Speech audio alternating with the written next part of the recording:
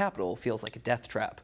No lights, no water, no way to cook food, and the risk of not being able to escape from the 21st floor in time should a Russian missile strike.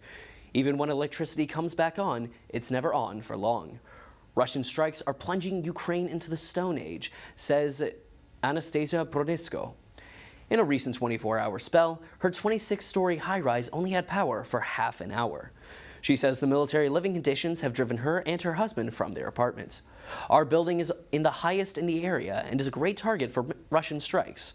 So we left our apartment for our parents' place and are preparing for the worst winter of our lives, says the 25-year-old.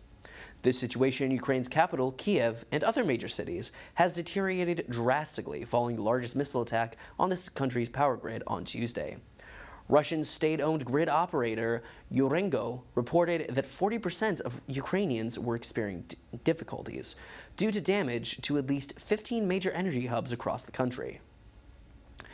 The Dominican Republic says it profusely rejects criticism of its crackdown on Haitian migrants from a growing number of countries and human rights agencies.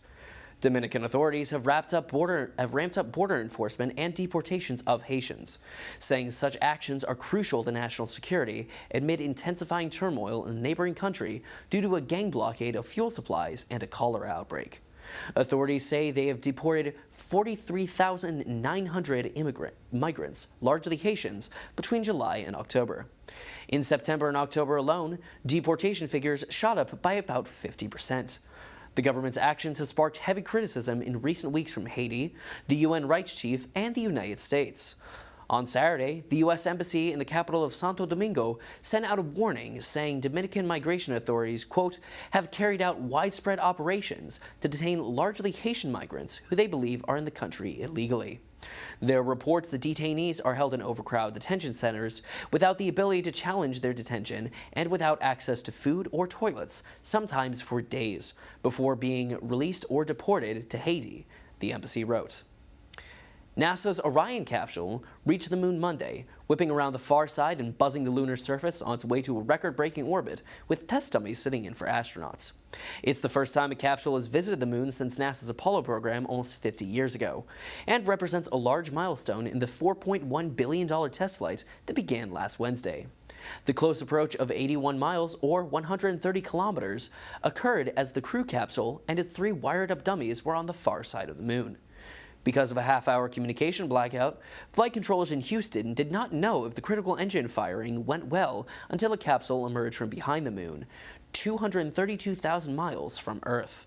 The capsule's cameras sent back a picture of the world, a tiny blue orb surrounded by blackness.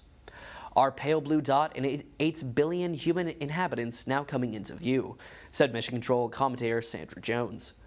The capsule accelerated well beyond 5,000 miles per hour as it regained radio contact, NASA said.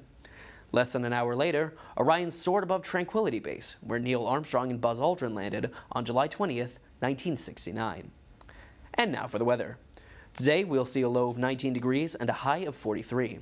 Tomorrow is a sunny with a high of 47 and a low of 25. That's all for your Franciscan Beat News Brief. I'm Patrick Frazier. You stay classy, Steubenville.